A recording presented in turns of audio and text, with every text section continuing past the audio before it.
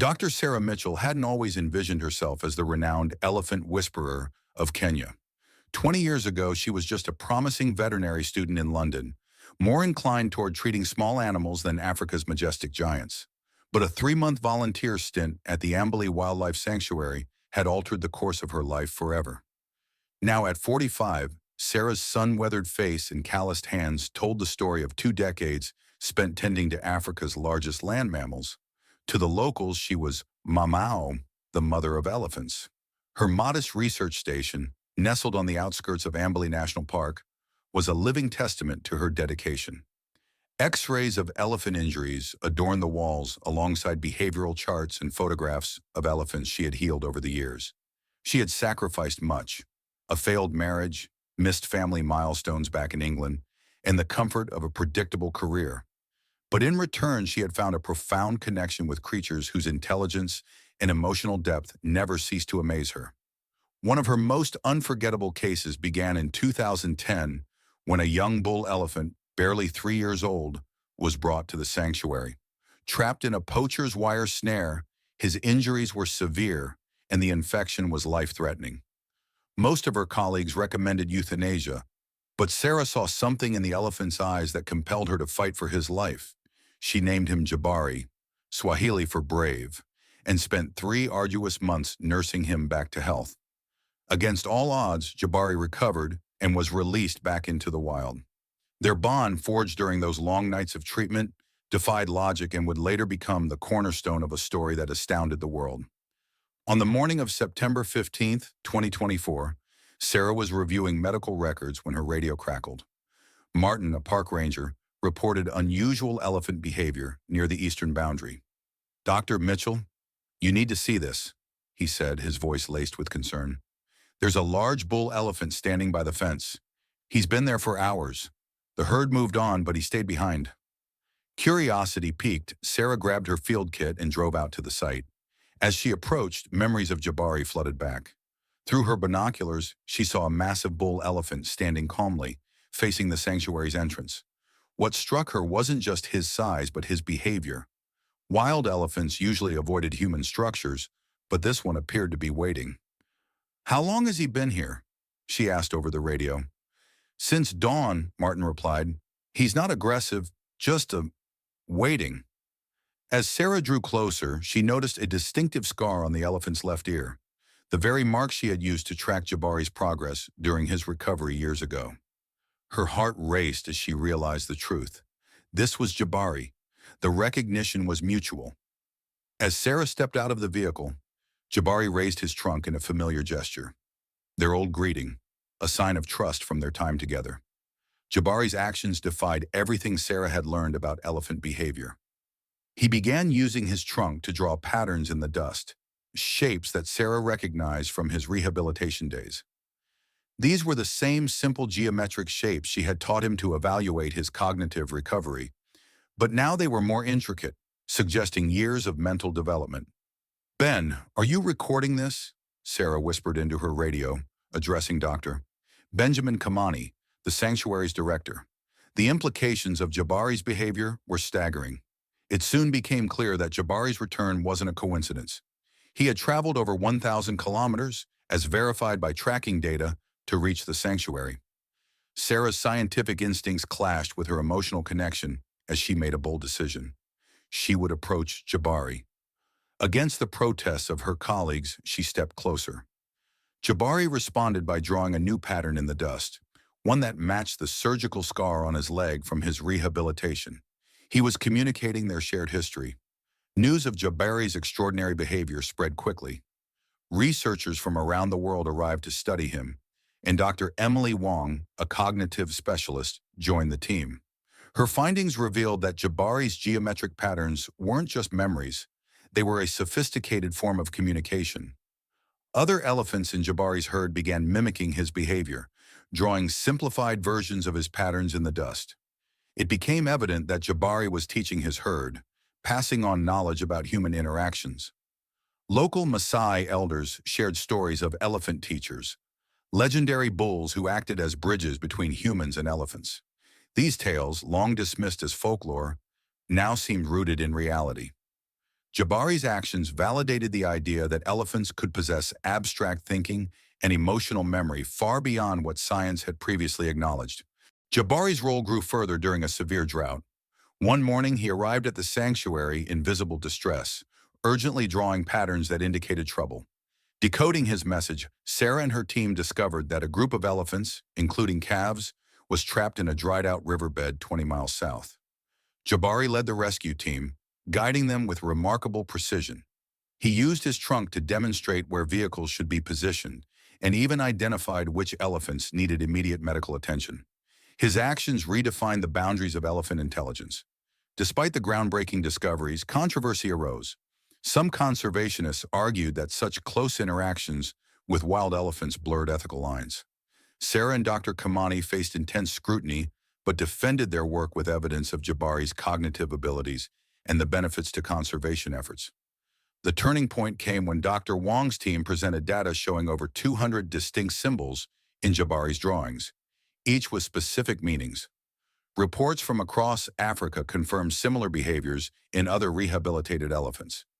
These animals were not only remembering their human caregivers, but also teaching their herds about safe interactions with humans. In response, the sanctuary was transformed into the International Center for Elephant Communication Studies. Jabari and his herd became active participants in conservation efforts, bridging the gap between species. Young elephants learned to draw patterns under Jabari's guidance, and other bulls traveled great distances to learn from him before returning to their herds to share this knowledge. For Sarah, this journey was transformative. She had once been a veterinarian focused on healing physical wounds, but her bond with Jabari had opened the door to understanding a new dimension of animal intelligence. As she watched Jabari teach young elephants, she reflected on how a simple act of compassion had sparked a revolution in wildlife conservation. "We thought we were teaching them," she often told her team, "but they were teaching us all along." Over the next few months, Sarah began documenting more detailed interactions with Jabari and his herd. For example, Jabari's younger companions began experimenting with patterns that showed signs of their own creativity and problem-solving. These drawings revealed emotional narratives that Sarah and her team meticulously recorded. In one remarkable incident, a young female elephant drew a series of patterns that seemed to mimic a story about an injury she had sustained. Jabari stood nearby, making small corrections to her drawings as though guiding her. Sarah observed this process with awe, noting how it mirrored the way human parents might teach their children. This deepened her understanding of elephant culture and the role Jabari played within his herd. Dr. Wong's ongoing research began uncovering even more groundbreaking data. She and her team identified parallels between Jabari's geometric sequences and certain human linguistic patterns. This suggested that Jabari's communication was not only emotional, but also a rudimentary form of symbolic language. The scientific implications were enormous, attracting attention from cognitive scientists, linguists, and conservationists worldwide. Meanwhile, local communities became increasingly involved in the sanctuary's work. The Maasai elders who once viewed elephants as potential threats now collaborated with researchers to share their traditional knowledge. Young Maasai warriors trained as elephant interpreters, bridging the gap between traditional wisdom and modern science. These collaborations led to a model of conservation that emphasized coexistence and mutual respect. Jabari's influence extended beyond the sanctuary. His reputation as a teacher spread to other elephant herds across East Africa. Satellite tracking revealed that elephants from distant regions were making purposeful detours to visit the sanctuary. Many of these elephants displayed behaviors that indicated they had learned from Jabari or his herd members. This growing network of interspecies communication sites became a subject of intense study, paving the way for a new era of conservation. One of the sanctuary's most pivotal moments came when a group of young researchers developed an interactive device that allowed elephants to create digital patterns. Jabari was the first to test it, and his immediate success opened up possibilities for even deeper communication. Researchers marveled as Jabari created intricate designs that mirrored the sanctuary's map, seemingly pointing out areas where resources were scarce. This technology, combined with Jabari's intelligence, became a vital tool for conservation planning. The story of Sarah and Jabari's bond grew into a global symbol of hope. Documentaries, research papers, and public interest campaigns highlighted their journey, inspiring countless individuals to rethink humanity's relationship with wildlife. Sarah often reflected on the serendipity of that first encounter with Jabari, marveling at how it had evolved into a partnership that bridged worlds. As Jabari continued to lead and teach, Sarah knew she was witnessing something extraordinary. Jabari didn't just survive, she often said. He thrived, and in doing so, he taught us how to thrive alongside him. Through their shared journey, Sarah and Jabari proved that compassion, intelligence, and understanding could transcend species, creating a legacy of hope for generations to come. As the sanctuary grew in reputation, Sarah began to receive countless letters and visitors inspired by her work. One young woman from South Africa, an aspiring veterinarian, shared how Sarah's story had driven her to pursue wildlife medicine. Sarah welcomed her into the sanctuary, mentoring the next generation of conservationists. Jabari continued his remarkable efforts. In a surprising event, he led his herd to a water source that had been undiscovered by the sanctuary team. This act of foresight and understanding proved that elephants had an innate knowledge of their environment that surpassed human research. Sarah documented this incident, which further solidified Jabari's legendary status. The sanctuary became a hub of activity. Researchers, filmmakers, and conservationists from across the globe came to study the groundbreaking communication patterns Jabari had introduced. The sanctuary's team worked tirelessly to expand their knowledge, documenting how elephants learned and adapted to their interactions with humans. Years later, Jabari's influence would be credited for transforming conservation policies worldwide. Governments began adopting cooperative models, integrating local communities, traditional knowledge, and scientific research to create sustainable solutions for wildlife protection. The ripple effects of Jabari's actions reached far and wide, proving that one act of compassion could truly change the world. Sarah often reflected on her journey. Sitting at her desk, she would look out at the sanctuary, watching Jabari interact with his herd and the researchers. "We saved him once," she'd say to herself, "and now he's saving us all." Jabari's legacy became a beacon of hope. In collaboration with the sanctuary, governments and international organizations began establishing more wildlife corridors, ensuring safer migration routes for elephants. His teachings expanded to other sanctuaries, creating a global network of interspecies communication. One day, years after Jabari's first return, Sarah stood at the sanctuary's entrance, watching as a new herd approached. Among them were young calves, playfully drawing patterns in the dust, an unmistakable homage to the legacy of Jabari. She smiled, knowing the work they had begun would continue for generations. As the world began to better understand the depth of elephant intelligence, Sarah's work became a cornerstone for a movement that transcended conservation. It became about coexistence, shared wisdom, and the unbreakable bond between two species striving for harmony in a shared world. In the years that followed, the sanctuary's work expanded into technology-driven efforts.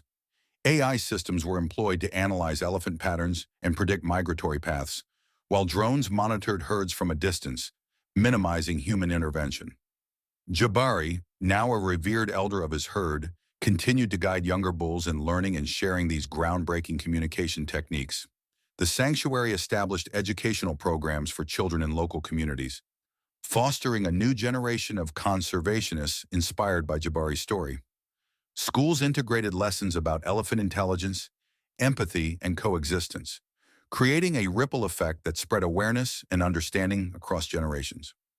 One evening, Sarah sat by the sanctuary's main observation post, watching the sunset. Jabari's silhouette stood on the horizon, his trunk raised as if saluting her. The years of trials and triumphs played through her mind. The wounds healed, the bonds forged, the worlds bridged. She wrote in her journal, "In saving Jabari, we unlocked a door to understanding ourselves. His journey is our shared story, a testament to what compassion and collaboration can achieve." As the stars emerged, Sarah felt an overwhelming sense of fulfillment. Jabari's legacy was no longer just about elephants. It was about hope, resilience, and the possibility of a world where all living beings thrive together. The elephant whisperer had found her purpose, and through Jabari, she had given the world a gift that would endure for centuries.